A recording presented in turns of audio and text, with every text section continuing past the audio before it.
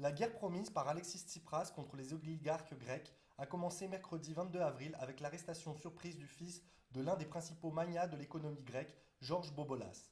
Leonidas Bobolas est accusé d'avoir caché plusieurs millions d'euros hors du pays. L'homme d'affaires a été immédiatement conduit au tribunal d'Athènes en procédure de flagrant délit. Après quelques heures, il a accepté de verser les 1,8 million d'euros d'impôts réclamés par la justice, ce qu'il avait, selon des sources judiciaires, jusqu'à là refusé de faire, et a donc été libéré.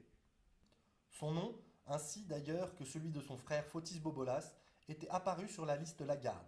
Cette fameuse liste avait été remise en 2010 par Christine Lagarde, alors ministre française des Finances, à son homologue grec de l'époque, Georges Papakostadinou.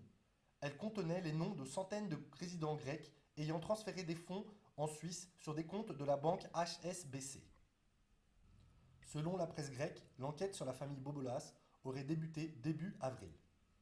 Bobolas est le PDG de la multinationale Elactor SA qui avait un chiffre d'affaires de 1,2 milliard d'euros en 2013.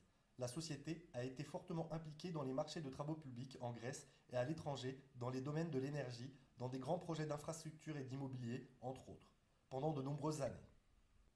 À noter que la famille Bobolas contrôle une grande partie de l'industrie grecque du bâtiment, ainsi que plusieurs journaux et magazines, et détient des parts dans l'une des chaînes de télévision les plus influentes du pays, Mega Channel. Elle est également impliquée dans la mine d'or de Skouries. Bobolas serait aussi considéré comme le financier du parti Topotami, dirigé par Stavros Theodorakis, parti arrivé en troisième position aux élections du 25 janvier dernier.